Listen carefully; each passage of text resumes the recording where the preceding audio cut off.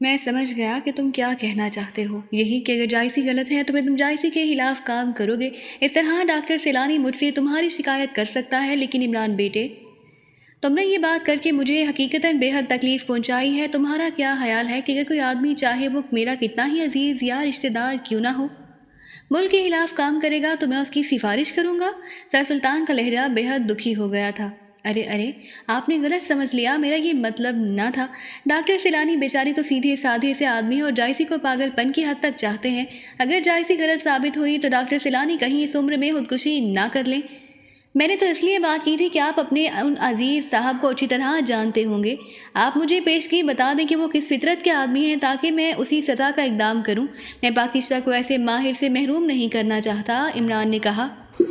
خودکشی کرتے ہیں تو کرنے دو، میری ان سے زیادہ واقفیت نہیں ہے، صرف اتنا معلوم ہے کہ ان کی عزیز داری ہماری ننیال سے رہی ہے، اس لیے تم جو مناسب سمجھو کر ڈالو، سر سلطان نے جواب دیتے ہوئے کہا۔ اوکے، اس اجازت کا شکریہ۔ میں کوشش کروں گا کہ آپ کی دور کی صحیح بھابھی کو زیادہ تکلیف نہ ہو، ورنہ مجھے معلوم ہے کہ وہ روتی ہوئی آپ کے پاس پہنچ گئی تو آپ نے فوراً مجھے ڈانٹ پلا دینی ہے کہ ایک ہی تو میری اس قدر خوبصورت بھابھی ہے اور تم نے اسے بھی رلا دیا۔ عمران نے مسکراتے ہوئے کہا تو سر سلطان بے اختیار کھلکھلا کر ہنس پڑے۔ میرے پاس تو جب آئے گی جب تم سے نا امید ہو جائے گی، سر سلطان نے جواب دیا، اور اس بار عمران بے اختیار ہنس پڑا۔ وہ سر سلطان کی گہری بات کا مطلب اچھی طرح سمجھ گیا تھا۔ چلو بعد میں اس کا فیصلہ ہو جائے گا، آپ عبداللہ حسین صاحب سے X2 کا تعارف کرا دیں، مجھے ان کا فون نمبر دے دیں۔ عمران نے ہنستے ہوئے کہا، 1 منٹ ہولڈ کرو، پہلے مجھے ٹیلی فون ڈائری چیک کرنے دو، سر سلطان نے کہا، اور پھر چند لمحوں کی خاموشی کے بعد انہوں نے نمبر بتا دیا۔ میں 5 منٹ بعد انہیں فون کروں گا، خدا حافظ، عمران نے مسکراتے ہوئے کہا اور ریسیور رکھ دیا۔ پھر 5 کی بجائے 10 منٹ گزرنے کے بعد اس نے ریسیور اٹھایا اور سر سلطان کا بتایا ہوا نمبر ڈائل کر دیا۔ یس، دوسری طرف سے ایک باوقار آواز سنائی دی۔ چیف آف سیکرٹ سروس صاحب سے بات کرائیں، عمران نے محسوس لہجے میں کہا، کیونکہ وہ لہجے سے ہی سمجھ گیا تھا کہ یس کہنے والے خود سیکرٹری صاحب ہیں۔ یس سر، میں عبداللہ حسین بول رہا ہوں، سیکرٹری وزارت معدنیات۔ ابھی سر سلطان نے فون کیا تھا، انہوں نے مجھے بتایا ہے کہ آپ مجھ سے کچھ پوچھنا چاہتے ہیں، اس لیے میں نے فون اپنے پاس رکھ لیا تھا۔ دوسری طرف سے تیز لہجے میں کہا گیا، لیکن لہجہ بے حد مؤدبانہ تھا۔ آپ کی وزارت میں ایک صاحب ہیں سردار اسلم حیات، وہ کس عہدے پر کام کر رہے ہیں؟ عمران نے سرد لہجے میں پوچھا۔ چیف پرچیز آفیسر ہیں، عبداللہ حسین نے جواب دیتے ہوئے کہا۔ کیسا ریکارڈ ہے ان کا؟ عمران نے پوچھا۔ وہ انتہائی ایماندار آدمی ہیں، ان کا ریکارڈ بے حد شاندار ہے سر، سارا محکمہ ان کے بارے میں یہی کہتا ہے۔ دوسری طرف سے جواب دیا گیا۔ آپ سے انہوں نے نائشم کی خریداری کی بات کی تھی؟ عمران نے پوچھا۔ نائشم؟ عبداللہ حسین نے چونک کر کہا، انتہائی قیمتی دھات ہوتی ہے، میزائل انڈسٹری میں کام آتی ہے، عمران نے وضاحت کرتے ہوئے بتایا۔ کیونکہ اسے خیال آ گیا تھا کہ سیکرٹری صاحب انتظامی سربراہ ہیں، اس لیے ضروری نہیں کہ وہ ماہر معدنیات بھی ہوں۔ او اچھا، آپ کا مطلب ہے این سی؟ جی ہاں، انہوں نے مجھ سے اس بارے میں بات کی تھی، کافی دن پہلے کی بات ہے۔ ایک بین الاقوامی شہرت یافتہ ماہر معدنیات ڈاکٹر سیلانی کی بیگم نے ان سے رابطہ کیا تھا کہ ان کے پاس این سی کی 1 پاؤنڈ مقدار موجود ہے اور وہ اسے فروخت کرنا چاہتی ہے۔ میں نے اس سلسلے میں سیکرٹری وزارت سائنس سے بات کی، لیکن انہوں نے کہا کہ انہیں اس کی فوری ضرورت نہیں، لیکن اگر سستی مل جائے تو بے شک خرید لیں۔ اور پھر انہوں نے خود ہی بتایا تھا کہ بین الاقوامی مارکیٹ میں اس کا ریٹ $50 لاکھ فی پاؤنڈ ہے، لیکن بیگم ڈاکٹر سیلانی $1 کروڑ فی پاؤنڈ طلب کر رہی تھی اور اس سے کسی صورت بھی کم پر تیار نہ تھی، تو میں نے خریدنے سے انکار کر دیا اور اس طرح بات ختم ہو گئی۔ لیکن آپ کیوں پوچھ رہے ہیں؟ سیکرٹری نے تفصیلی جواب دیتے ہوئے کہا، آپ کو سر سلطان نے یہ نہیں بتایا کہ میں کیونکہ الفاظ سننا پسند نہیں کیا کرتا۔ عمران کا لہجہ یکلخت بے حد سرد ہو گیا۔ سوری سر، ویسے ہی زبان سے نکل گیا تھا، سیکرٹری وزارت معدنیات نے یکلخت بوکھلائے ہوئے لہجے میں کہا۔ آپ کی وزارت نے نائشم اور اس جیسی کسی دوسری انتہائی قیمتی معدنیات کا بھی سروے کرایا ہے؟ عمران کا لہجہ اسی طرح سر تھا۔ جناب، سروے تو باقاعدگی سے ہوتے رہتے ہیں، لیکن خصوصی طور پر شاید ایسا سروے نہ ہوا ہو۔ سیکرٹری نے قدرے شرمندہ سے لہجے میں کہا، کیوں؟ خصوصی طور پر کیوں نہیں ہوا؟ کیا آپ کو پاکستان کا مفاد عزیز نہیں ہے؟ کیا آپ نہیں چاہتے کہ پاکستان اپنی ہی دولت سے خود استفادہ کرے؟ یا پھر آپ کو یقین ہے کہ پاکستان کے سلسلہ ہائے کوہر قسم کی انتہائی قیمتی معدنیات سے خالی ہے؟ عمران کا لہجہ بے حد تلخ ہو گیا تھا۔ جناب، یہ بات نہیں، دراصل سرکاری مصروفیات کی وجہ سے اس طرف کبھی خیال نہیں گیا۔ اب آپ نے توجہ دلائی ہے تو میں کل ہی خصوصی سروے کا آرڈر کروں گا جناب۔ سیکریٹری کی آواز بتا رہی تھی کہ اس کی ذہنی حالت خاصی خستہ ہو چکی ہے۔ سیکریٹری صاحب، صرف تقریبات کی صدارت اور اخبارات میں بیانات تک اپنے آپ کو محدود نہ کیجیے۔ جس ملک نے آپ کو یہ عزت دی ہے اور جس ملک کی عوام کا پسینہ آپ تنہا اور دوسری مراد کے ضمن میں وصول کرتے رہتے ہیں، اس ملک کی خیرخواہی اور سربلندی کے لیے عملی اقدامات کیجیے۔ یہ میں صرف نصیحت نہیں کر رہا۔ کسی بھی وقت میں دوبارہ آپ کی وزارت کو خفیہ طور پر چیک کراؤں گا اور اگر پھر مجھے کسی قسم کی کوتاہی یا بے عملی نظر آئی تو اس کے بعد آپ خود سمجھ سکتے ہیں کہ کیا نتائج مرتب ہوں گے۔ عمران نے انتہائی تلخ لہجے میں کہا اور اس کے ساتھ ہی اس نے ریسیور رکھ دیا۔ اسے حقیقتاً اس بات پر غصہ آ گیا تھا کہ دوسرے لوگ ملک کی بے پناہ قیمتی دولت پر ہاتھ صاف کر رہے ہیں اور جس کے ذمہ یہ کام ہے اسے کسی قسم کی کوئی پرواہ ہی نہیں۔ لیکن ریسیور رکھ کر وہ اب سوچ رہا تھا کہ ان معلومات کے مطابق جائسی کے کردار اس کی ڈائری کو کس خانے میں فٹ کرے۔ صورتحال انتہائی الجھ گئی تھی۔ ڈاکٹر سیلانی کا کردار ہر قسم کے شک و شبہ سے بالا تر تھا۔ عمران اس سے مل چکا تھا، وہ فطری طور پر ایسا آدمی ہی نہ تھا کہ ایسے کاموں میں ملوث ہو سکے، لیکن اس کی بیگم جائسی ایک طرف تو این سی کی چوری کی بات کرتی ہے اور دوسری طرف سرکاری افراد کو خود این سی فروخت کرنے کے در پہ نظر آتی ہے۔ پھر اس ڈائری میں جس شخص کا نام بطور خاص درج ہے اس آدمی کے پاس تو خود نائشم فروخت کرنے جاتی ہے۔ اس تمام صورتحال کا کوئی سرپیر ہی اسے نظر نہ آ رہا تھا۔ وہ کافی دیر تک بیٹھا سوچتا رہا، پھر اس نے ریسیور اٹھایا اور انکوائری کے نمبر ڈائل کرنے شروع کر دیے۔ یس انکوائری پلیز۔ تھوڑی دیر بعد دوسری طرف سے آواز سنائی دی، جمشید نگر کا رابطہ نمبر اور وہاں ڈاکٹر سیلانی کا فون نمبر بتا دیں۔ عمران نے کہا تو چند لمحوں کی خاموشی کے بعد اسے دونوں نمبر بتا دیے گئے۔ عمران نے انکوائری کے بتائے ہوئے نمبر ڈائل کیے تو دوسری طرف سے گھنٹی بجنے کی آواز سنائی دی۔ یس نسوانی آواز سنائی تھی اور عمران لہجے سے ہی پہچان گیا کہ بولنے والی خود جائسی ہے اور ہونا بھی ایسا ہی چاہیے تھا کیونکہ وہاں کوئی ملازم تو موجود ہی نہ تھا۔ علی عمران بول رہا ہوں مسز جائسی، عمران نے سنجیدہ لہجے میں کہا کیونکہ وہ اس وقت ذہنی طور پر بے حد الجھ گیا تھا۔ او آپ خیریت؟ ابھی تو آپ یہاں سے گئے ہیں، اتنی جلدی فون کی کیا ضرورت پیش آ گئی؟ دوسری طرف سے جائسی کے لہجے میں ہلکی سی تلخی تھی اور عمران اس کے لہجے کی اس تلخی پر بے اختیار مسکرا دیا۔ اس تلخی سے ہی جائسی کے اچھے کردار کو جانچا جا سکتا تھا۔ اسے معلوم تھا کہ جائسی کے لہجے میں تلخی کیوں آ گئی ہے۔ ظاہر ہے وہ یہی سمجھی ہوگی کہ عمران نے چونکہ وہاں اس کے حسن کی تعریفیں کی تھی اس لیے اب فون پر اس سے فلرٹ کرنے کی کوشش کرے گا۔ آپ ڈسٹرب ہوئی ہیں؟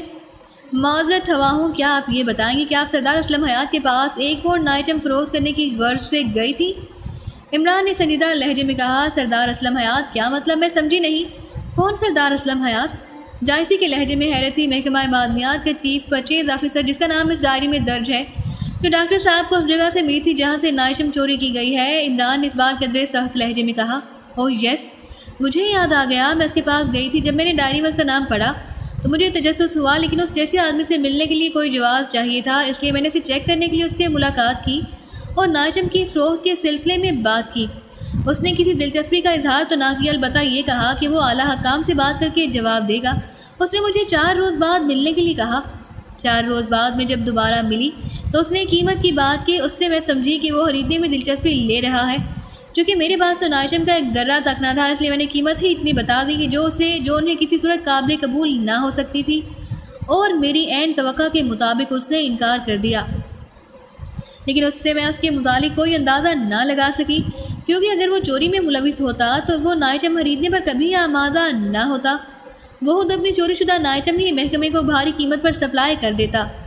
بہرحال میں نے چونکہ صرف تجسس کی خاطر اس سے رابطہ کیا تھا، اس لیے میں خاموش ہو گئی، اور پھر میں نے ڈاکٹر صاحب کو کہا کہ وہ سر سلطان سے بات کریں تاکہ کوئی ایجنسی اس سلسلہ میں صحیح طور پر تحقیق کر سکے۔ لیکن آپ سردار اسلم حیات سے ملے تھے؟ جائسی نے پوری تفصیل بتاتے ہوئے کہا۔ ہاں میں آپ کی حویلی سے واپسی پر سیدھا سردار اسلم حیات کے پاس ہی گیا تھا۔ بہرحال ٹھیک ہے، ڈاکٹر صاحب کو میرا سلام دے دیں۔ گڈ بائے، عمران نے جواب دیا اور ریسیور رکھ دیا۔ اس کی پیشانی پر مزید لکیریں نمودار ہو گئی تھی۔ اس نے جیب سے ڈائری نکالی اور اسے ایک بار پھر غور سے دیکھنا شروع کر دیا۔ ڈائری کا کاغذ چھپائی، بائنڈنگ، سب سے یہی پتہ چلتا تھا کہ ڈائری غیر ملکی ساختہ ہے، لیکن یہ اس قسم کی ڈائری نہ تھی جیسے کہ عام طور پر لوگ اپنی جیبوں میں رکھتے ہیں۔ اس میں ضروری معلومات بھی موجود ہوتی ہے، بلکہ یہ صرف سفید کاغذوں پر مشتمل ایک سادہ سی ڈائری تھی۔ لیکن ڈائری کی بیرونی جلد پر ایک سنہرے رنگ کا سٹار بنا ہوا تھا، اور ڈائری کے ہر کاغذ کے کونے میں بھی ایسا ہی سٹار موجود تھا۔ ڈائری میں یوں تو بے شمار رقومات درج تھی، لیکن سوائے سردار اسلم حیات اور ڈسلوا کے اور کوئی نام درج نہ تھا، اور حیرت کی بات یہ تھی کہ سردار اسلم حیات کے سامنے محکمہ معدنیات اور پاکستان کے الفاظ درج تھے۔ ان دونوں کے ناموں کے آگے بھی بڑی بڑی رقمات درج تھی۔ عمران لکھائی پر غور کرتا رہا اور پھر وہ بے احتیاط چونک پڑا۔ وہ تیزی سے اٹھا اور سٹنگ روم سے نکل کر اپنے خصوصی کمرے کی طرف بڑھ گیا۔ وہ اب اس لکھائی کا ماہرانہ انداز میں تجزیہ کرنا چاہتا تھا تاکہ اس لکھائی سے نکلنے والے کی شخصیت اور کردار کا تجزیہ کر سکے۔ اسے چونکہ اس مخصوص علم کے بارے میں بنیادی باتوں کا علم تھا، اس لیے اسے یقین تھا کہ وہ کسی حد تک لکھنے والے کے متعلق بنیادی معلومات حاصل کر لے گا۔ وہ چونکا اسی لیے تھا کہ غور کرنے سے اسے صاف محسوس ہوا تھا کہ ڈائری کی تحریر اسے نسوانی محسوس ہوئی تھی۔ خاص کمرے میں آ کر اس نے ایک الماری سے آچھی شیشہ نکالا اور پھر ٹیبل لیمپ جلا کر اس نے اس آچھی شیشے کی مدد سے تحریر کو باغور دیکھنا شروع کر دیا۔ تقریباً آدھے گھنٹے تک مسلسل اسے دیکھنے کے بعد اس نے ایک طویل سانس لیتے ہوئے آچھی شیشہ ایک طرف رکھا اور ٹیبل لیمپ بند کر کے اس نے آنکھیں بند کر لی۔ مسلسل غور سے اور تیز روشنی سے دیکھنے سے اس کی آنکھیں درد کرنے لگ پڑیں، اس لیے وہ آنکھیں بند کیے بیٹھا رہا، لیکن بہرحال وہ ایک نتیجہ اخذ کر چکا تھا۔ تحریر واقعی نسوانی تھی اور تحریر کے مطابق لکھنے والی نوجوان تھی اور ایکریمی تھی، کیونکہ ایکریمی فطری طور پر 4 کا ہندسہ ایک مخصوص انداز میں لکھتے ہیں اور اس پوری انکوائری میں یہ ہندسہ اسی طرح ہی لکھا گیا تھا۔ وہ بظاہر دیکھنے سے یہ فرق محسوس نہ ہوتا تھا، لیکن غور سے دیکھنے پر یہ فرق واضح ہو گیا تھا۔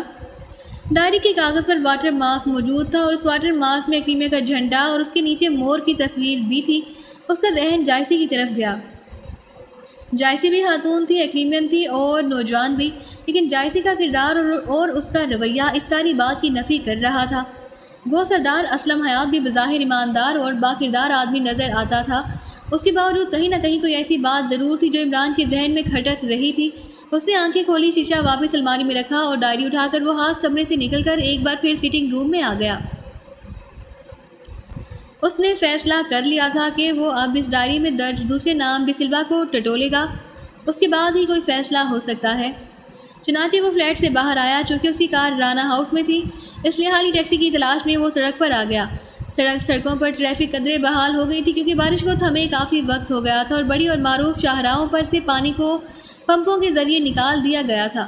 تھوڑی دیر بعد اسے ایک ٹیکسی مل گئی اور عمران نے اسے دانش مندل والے چوک پر چلنے کا کہا اور ٹیکسی کی اوپری سیٹ پر بیٹھ گیا۔ صاحب، بڑی خوفناک بارش ہوئی ہے، بے پناہ نقصان ہوا ہے اور آدھی سے زیادہ شہر تو سمجھیے گر گیا، ٹیکسی ڈرائیور نے کہا تو عمران چونک پڑا۔ ہاں، یہ بارش نہیں تھی، ایک طوفان تھا، عمران نے جواب دیا۔ صاحب، یہ تو شہر ہے، یہاں تو پکی عمارتیں ہیں، شہر سے باہر جا کر کچی آبادیوں کو دیکھیں، ہزاروں لاکھوں افراد بے گھر ہو چکے ہیں، ان کے اثاثے بھی ختم ہو گئے ہیں اور یہاں اس ملک میں کوئی ایسا ادارہ بھی نہیں کہ جو ایسے لوگوں کو دوبارہ اپنے پیروں پر کھڑا ہونے کے لیے فوری امداد دے۔ ٹیکسی ڈرائیور کے لہجے میں تلخی تھی۔ حکومت لازماً اس سلسلے میں امداد کرے گی۔ عمران نے کہا، نہیں جناب، حکومت نے صرف امداد کے اعلانات کرنے ہیں، سرکاری افسران دورے کریں گے، اخبارات میں ان کے دوروں کی خبریں چھپیں گی اور مسئلہ ختم۔ کسی کو کوئی پرواہ ہی نہ ہوگی کہ لوگوں کے ساتھ کیا گزر رہی ہے۔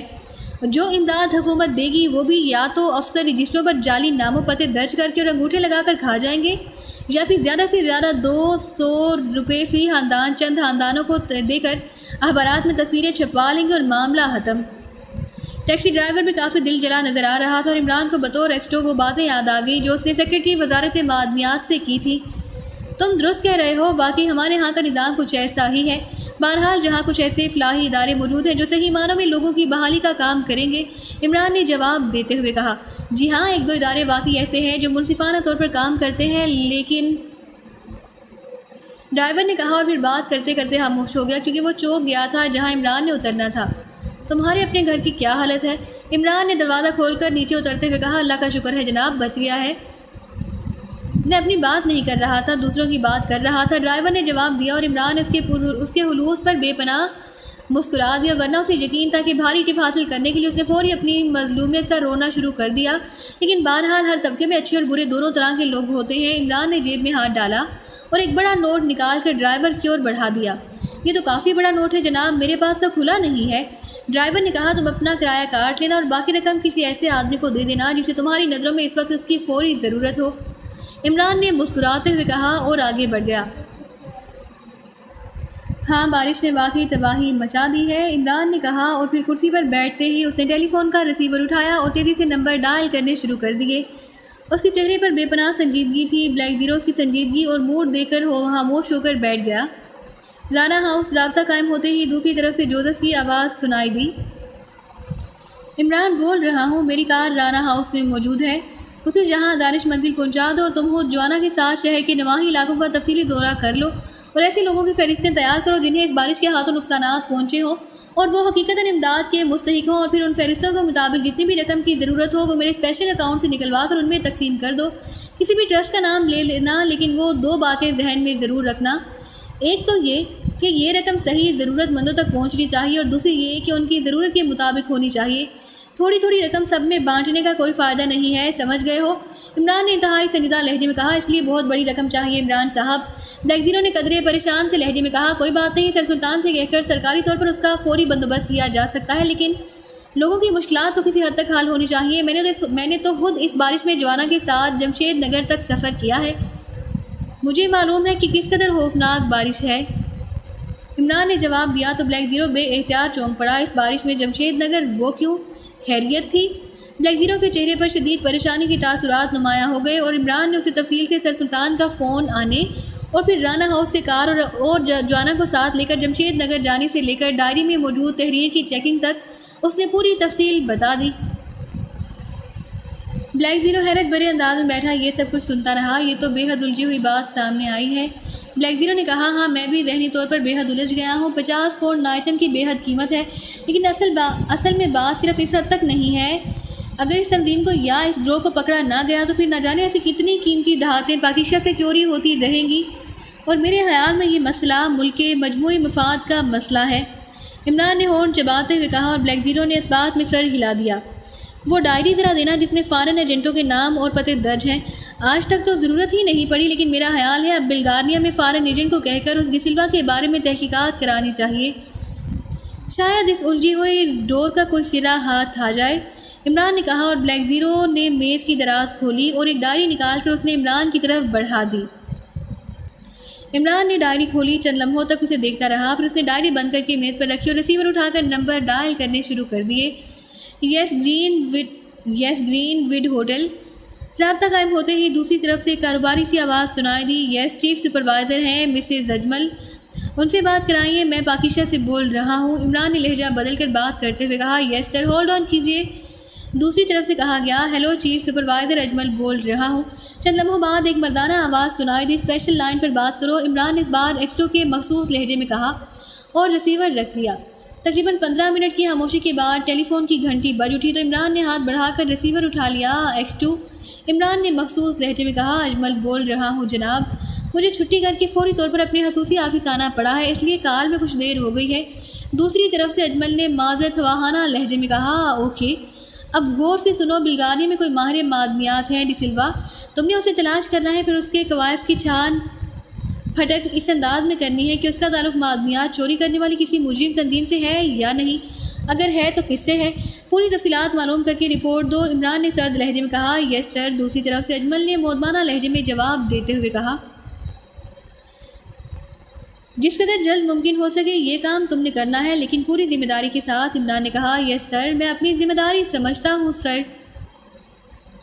دوسری طرف سے کہا گیا اور عمران نے بغیر کچھ کہے ریسیور رکھ دیا اور پھر کرسی سے اٹھ کھڑا ہوا۔ میں لائبریری میں جا کر ایسی تنظیموں کی پڑتال کرتا ہوں جو اس قسم کا دھندا کرتی ہیں، لیکن ایک منٹ، اس جائزی کے بارے میں تو کسی سے پوچھ لیا جائے، ہو سکتا ہے اس کے بارے میں کچھ معلوم ہو جائے۔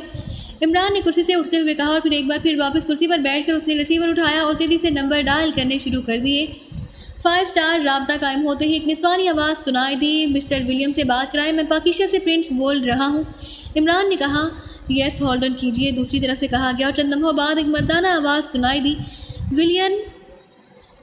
ولیم ریتھمن بول رہا ہوں۔ بولنے والے کا لہجہ اسپاٹ تھا۔ رتھ 2 گھوڑوں والی ہے یا 4 گھوڑوں والی، یا اب اس بوڑھی گھوڑی لال لگام سے کام چل رہا ہے؟ عمران نے اس بار اصل لہجے میں کہا، کیا کون؟ او، آواز تو علی عمران کی لگتی ہے۔ دوسری طرف سے حیرت بھری آواز سنائی دی، چلو شکر ہے ابھی اتنے حواس قائم ہیں کہ آواز تو پہچان لیتے ہو۔ عمران نے مسکراتے ہوئے کہا، او تم شیطان، تم نے کیسے کال کر ڈالی؟ کتنا طویل عرصہ ہو گیا تمہاری کال ہی نہ آئی تھی۔ میں تو سمجھا تھا کہ کسی سنجیدہ آدمی نے تمہاری اس مذاق والی عادت کی بنا پر لازماً تمہیں گولی مار دی ہوگی۔ دوسری طرف سے اس بار ہنستے ہوئے جواب دیا گیا، سنجیدہ آدمیوں کو اپنی سنجیدگی سے اتنی فرصت کہاں کہ وہ کسی کو گولی مارنے جیسا غیر سنجیدہ کام کر سکے۔ میں نے تو اس انتظار میں کال نہ کی تھی کہ جب بھی رتھ میں مزید گھوڑیوں کا اضافہ ہوگا، رتھ میاں خود ہی مجھے سیر کی دعوت دے ڈالے گا۔ عمران نے مسکراتے ہوئے کہا۔